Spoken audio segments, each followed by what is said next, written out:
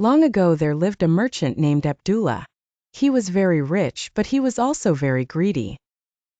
One day he loaded his 40 camels with costly spices to sell in a faraway city in Arabia. After selling all the spices there, he halted in an inn to have lunch on the way back. There, a holy man met Abdullah and they became friends. The holy man described a secret land of enormous wealth. "I also have heard about it," Abdullah said with a smile. The holy man said, "If you bring your camels there, we will load a lot of precious stones like diamonds, rubies, and gold." Abdullah nodded his head in acceptance.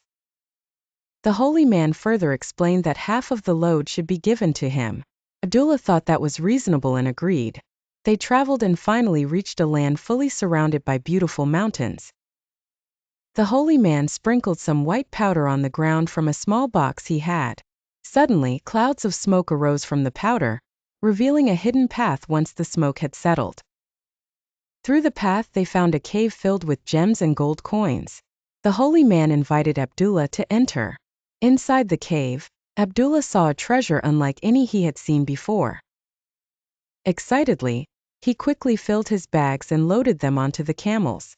Once all 40 camels were loaded, the holy man reminded Abdullah that he should take 20 camels as his share. Abdullah, now overwhelmed by greed, said, "Why do you need so much wealth? You may take only 10 camels, I will take 30. Surprisingly, the holy man agreed with a smile. Sometime later, Abdullah's greed intensified. "Even 10 camels would be a burden to a holy man like you. Take only 5, he said. Once again the holy man agreed. Still unsatisfied, Abdullah demanded that the holy man relinquish all 5 of the remaining camels. The holy man nodded with a smile and gave them up. Abdullah's greed didn't stop there. He demanded the magical powder, arguing that the holy man no longer needed it. The holy man warned Abdullah that the powder could be dangerous if misused. He explained that it turned everything to gold when rubbed on the left eye but would cause blindness if rubbed on the right eye. Abdullah's greed outweighed his caution. He insisted on taking the powder. Reluctantly, the holy man handed over the box and then left. Unable to control his curiosity, Abdullah quickly rubbed the powder on his left eye. Instantly, everything he saw with his left eye turned to gold. Thinking that rubbing the powder on both eyes would turn the whole world to gold, he ignored the holy man's warning.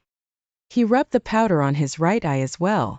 In an instant he became completely blind. Crying out in pain and regret, he lamented, "God, I was too greedy." But it was too late. Abdullah was now totally blind.